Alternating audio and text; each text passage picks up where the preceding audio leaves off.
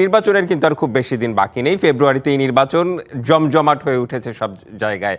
মানে এখন আমরা দেখব যে হচ্ছে চায়ের আড্ডায় সেই তর্ক বিতর্ক কি বলছেন সাধারণ মানুষ, সেই তর্ক বিতর্কেই আমরা যেতে চাই এবং এবারের সেগমেন্ট আমাদের ভোটের আড্ডা।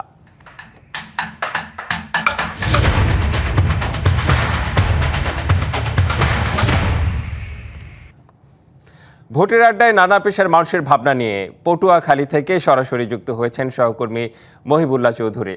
মহিবুল্লাহ চৌধুরী, আপনি একদমই চায়ের দোকানে বসে রয়েছেন, আপনার আশেপাশে অনেককেই দেখছি। জানতে চাই, ভোট নিয়ে তর্ক বিতর্ক, তাদের নিশ্চয়ই নানা রকম মতামত রয়েছে, একটু জানাবেন। জি রেদওয়ান, আপনাকে ধন্যবাদ। যেমনটি বলছিলেন যে রোড টু পার্লামেন্ট আজ পটুয়াখালী রয়েছে, পটুয়াখালী এক আসনে রয়েছে আমি একটি চায়ের দোকানে। এই যদি আসনটি সম্পর্কে বলতে হয়, যে এই আসনটি হচ্ছে পটুয়াখালী, মির্জাগঞ্জ, দুমকি এবং সদর নিয়ে গঠিত। নির্বাচন যত ঘনিয়ে আসছে ততই কিন্তু চায়ের আড্ডাতে নির্বাচনী আমেজ কিন্তু শুরু হয়েছে, এবং হচ্ছে যে চায়ের কাপে কিন্তু প্রার্থীদের নিয়ে যারা ভোটাররা রয়েছে তারা কিন্তু নানা ধরনের তর্ক বিতর্ক করছেন এবং বিশ্লেষণ করছেন চুলচেরা। আমরা কথা না বাড়িয়ে সরাসরি আমাদের সাথে রয়েছে তরুণ এবং প্রবীণ ভোটাররা, আমরা সরাসরি তাদের কাছে একটু জানতে চাইবো। আপনার কাছে প্রশ্ন, কেমন নির্বাচন চাচ্ছেন? আমি বর্তমানে বাংলাদেশের নতুন নির্বাচন ধারায় ভয় এবং ভয় মুক্ত দেশ বাংলাদেশের নির্বাচন চাচ্ছি, যেখানে কাউকে ভয় বা চাপ দেখিয়ে ভোট না দিয়া এবং সকল ভোটাররা প্রাণ খুলে বলতে পারে না এবার আমরা ভোট দিতে পারছি, যে এখানে বাংলাদেশ গড়ার মতো আমরা সকলে আছি একসাথে। ধন্যবাদ। ধন্যবাদ। আমরা অপর আরেকজনের কাছে একটু জানতে চাইবো যে আপনার কাছে প্রশ্ন, কেমন নির্বাচন প্রত্যাশা করছেন? আসসালামু আলাইকুম। আমরা গত 17 বছর কোনো ভোট দিতে পারিনি। আমরা চাই আগামী যে সংসদ নির্বাচন, এই নির্বাচনে একটি সুষ্ঠু নির্বাচন হোক এবং আমরা যোগ্য প্রার্থীকে নির্বাচিত করতে চাই। এবং যারা তরুণ আছে তাদেরকেও আহ্বান করব, সঠিক যোগ্য প্রার্থীকে আপনারা ভোট দিবেন এবং পটুয়াখালী এক অনেস্টনেস সহ পটুয়াখালী জেলাকে যে সুন্দর মতো সাজাতে পারবে সেরকম যোগ্য প্রার্থীকে ভোট দেওয়ার অনুরোধ করছি। আপনারা দেখেছেন বিগত দিনে পটুয়াখালীতে অনেক হেভিওয়েট ক্যান্ডিডেট আছেন, তার মধ্যে অনেক ক্যান্ডিডেট আছেন যাদের বিরুদ্ধে দুর্নীতি কোনো মামলা আমরা বিগত দিনে পাইনি, এবং অনেক সাবেক মন্ত্রী ছিল যারা অনেকেই পটুয়াখালীতে উন্নয়ন করেছেন।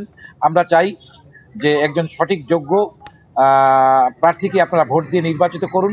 সেই প্রার্থীর মাধ্যমে আগামীতে আমরা পটুয়াখালী শহর, পটুয়াখালী জেলাকে সুন্দরভাবে সাজিয়ে রাখবো ইনশাআল্লাহ। ধন্যবাদ। আমরা অপর আরেকজনের কাছে জানতে চাইবো যে আপনি বলবেন যে কেমন প্রতিনিধি চান? জি ধন্যবাদ।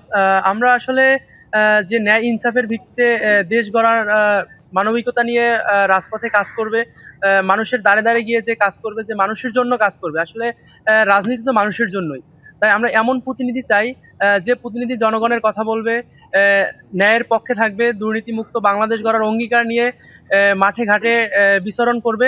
আমরা এমন প্রতিনিধি চাই। জি ধন্যবাদ। আমরা অপর আরেকজনের কাছে জানতে চাইবো যে আপনার কাছে জানতে চাইবো যে কেমন নির্বাচন চাচ্ছেন, একটু বলবেন। জি ধন্যবাদ।